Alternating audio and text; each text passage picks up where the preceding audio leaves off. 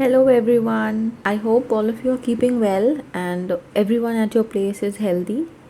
Welcome to my YouTube channel Aditi Jain. If you still have not subscribed to my YouTube channel, kindly subscribe. And here is a small timetable that I have made so that all of you can be updated. So don't forget to connect with me on Tuesday for a video for grade 10th and on Thursday for a grade 12th video, and Sundays are our lazy days, so that is why there will be a surprise video on Sunday. And this Sunday I have uploaded a video regarding 5 ways to stay positive during tough times. Needless to say, we all are sailing through tough times. That is why this video is also very special and very close to my heart, because in this video I have shared very simple ways using which all of you can stay productive, stay positive even in the tough times. Watch that video and share your comments in the chat box. Having said that, today, as we all know, it's Tuesday, and Tuesday we study grade 10th syllabus. So I will be explaining Robert Frost poem The Dust of Snow today. Let's see how it goes. I hope all of you are excited. So get set ready with your stationery items and whatever you require, and let's dive into the video. Okay, if you have read the poem once, which I'm sure all of you must have, you will see that the poem is very small, just 8 lines, and I don't think there's even a single difficult word in the poem. You might see that it's a very short, very simple poem, but it signifies a massive meaning. Sometimes the joy is in the little things, and that is what Robert Frost is trying to portray through this poem of his. Now, in the video, we will be looking at the poet's background, we'll be looking at the themes, we'll be looking at the summary, we'll definitely be analyzing the poem, and along with that, we'll be also looking at the literary devices that are used in the poem. So, it will be a complete package. Along with all of this, we'll be having a lot of brainstorming and activity based question. So I request all of you to practice alongside. Then only you will have a better understanding. Don't just watch the video, just study with me. Okay, so now I have already told you that Frost continuously talks about small things, how the quantity is not what it matters, the size is not what it matters. Instead, the way it is hampering one's personality, or the way it is not only hampering but what effect is it causing, that is what it matters. So he is using trivial objects. Trivial means very small. He is using trivial objects to convey a very large, very deep meaning. And he's also expressing that sometimes only a simple act can make you happy. Only a simple act can make you experience something very differently.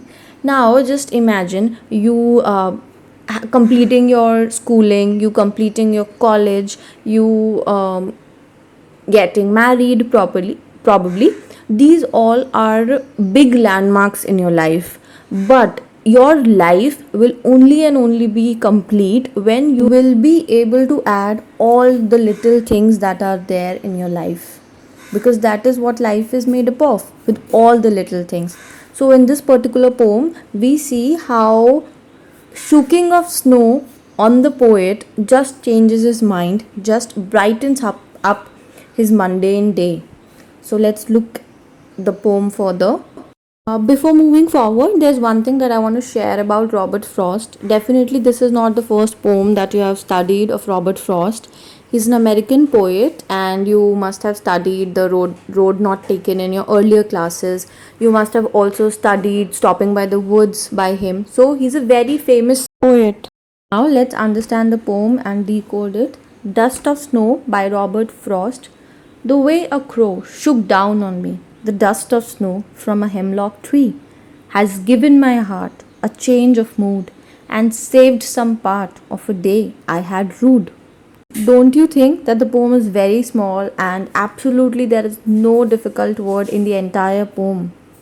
Not only difficult word, also the wordings used is so simple that it is very easy to decipher the entire poem. So let's just look at the summary. For some unknown reason, the poet is having a very rough day. For some reason, he's just not happy with the kind of day he's having, and he's just lost in his own thoughts, and he's making a move. And he is just moving through a park, and in the park, when he was traveling, he just crosses or just passes by a hemlock tree. Now, a hemlock tree, I'll show you the illustration as well. As of now, it's a very poisonous tree. It's not a good omen. It's a bad signifier.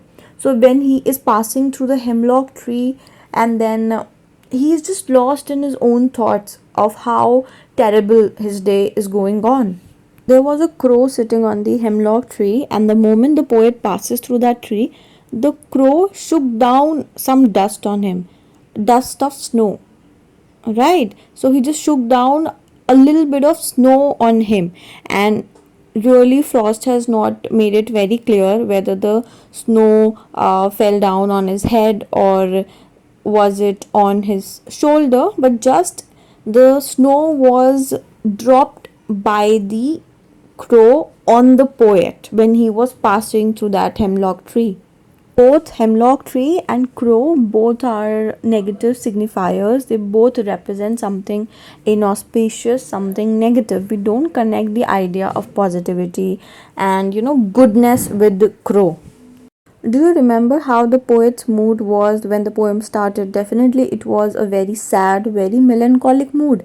And similarly, crow and hemlock tree both are the signifiers of sadness and gloom. So there's a similarity over here. Keep this in mind. If there's anything in the first stanza that is very difficult, or that you've had difficulty in understanding, so I'll just read it once again. The way a crow shook down on me the dust of snow from a hemlock tree. So in the entire first stanza, it's been described that how the crow shook down some snow on the poet. Okay, keeping this in mind, we'll move to the second stanza. Has given my heart a change of mood and saved some part of a day I had rued. Even though the poet was pretty much sad and the reason was unknown, still the agents of nature had a different plan for him. And definitely the plan was not him being sad anymore. So when the snow fell down on the poet, the falling of snow instantly brightened up his mood. Otherwise, what would have happened? He would have wasted the entire day contemplating how terrible it is going on. So this just happens when something bad happens. We spend the entire coming days also thinking about the things. Just imagine you had your exams laid up and you were not able to perform well in the first exam. So it might be possible, or there might be a possibility, that your future exams will not go well, because in every exam you will think how bad your last exam was. So you will spoil the future exams thinking of the past.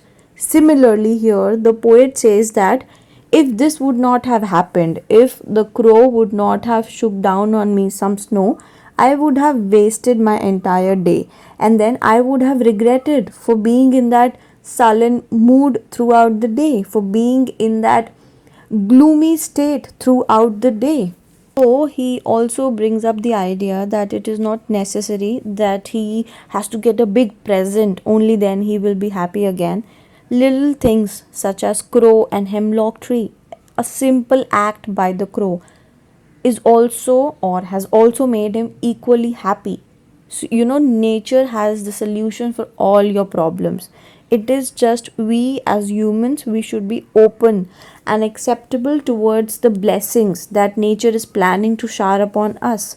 This is what Frost brings up as the idea that humans always think that they have so many problems. They just ignore the solace that is there in the nature. They just ignore the peace that the nature is ready to share with us.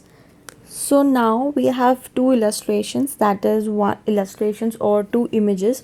One is of the crow and the other one is of hemlock tree.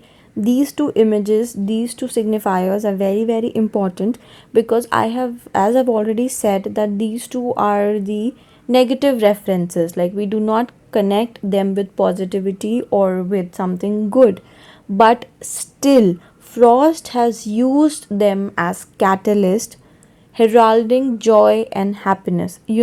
These are negative things, and yet Frost has used them to harbinger something positive. If he would have, it's absolutely, it was in his own choice. If he would have tried to use another element, probably maybe a dove, maybe because dove is a symbol of peace, he could have used dove, the imagery of dove as well. But instead, what he has done, he has used negative imageries and used them as a source of positivity, or used them as an agent to bring positivity in his own life. So, according to the poet, he is also bringing forward the idea that inauspicious things too can embark jubilation. It is only our perception. There is nothing such as a bad omen or inauspicious things or something like that. It is just a perception. If we will be open and acceptable towards nature and its blessings. With this, we have completed the explanation of the two stanzas, and also I have told you the importance of the illustrations and importance of the imageries that are there. With this, moving on, feel free to make this an open discussion for questions or clarifications before we proceed any further. So, if you have any questions with whatever we have learned, with whatever I have explained, feel free to write them in the chat box. Feel free to share them in the comment section, and I will definitely help you out with. Moving forward, I have shared one activity. I hope all of you will take deep interest in it. You need to talk about things that brighten up your mundane day. Just imagine you're feeling very sad. Just talk about the things. Just think the things that will make you happy. Just write down the things that will brighten up your day. You can share your answers again in the comment section. I will be very happy to read all your comments.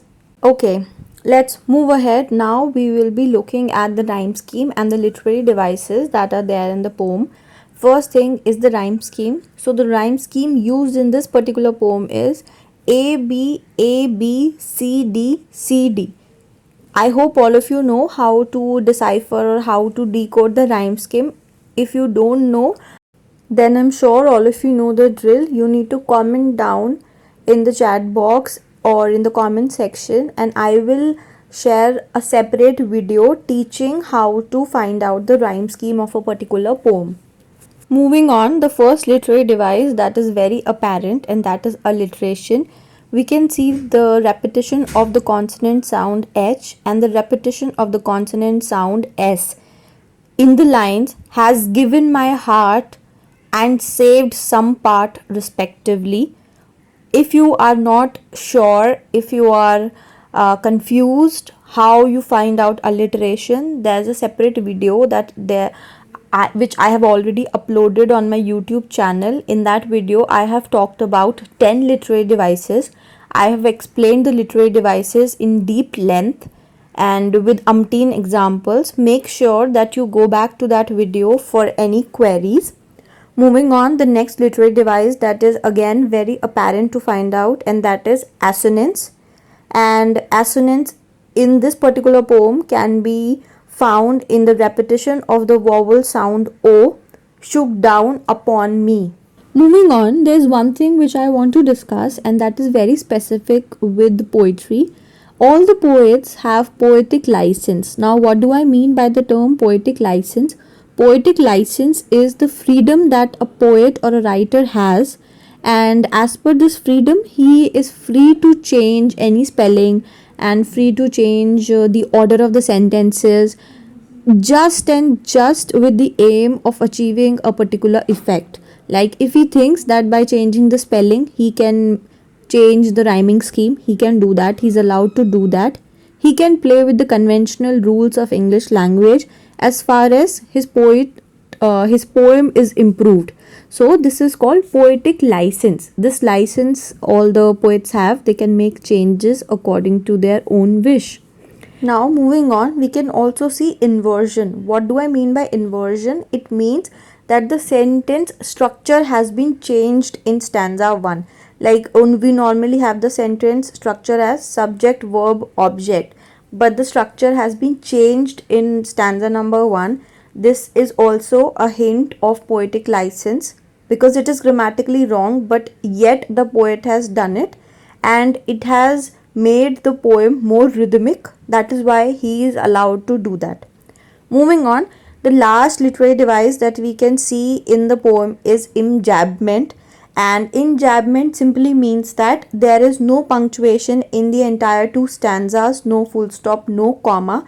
It is one single sentence, like there is no break at all, and the entire poem flows like this.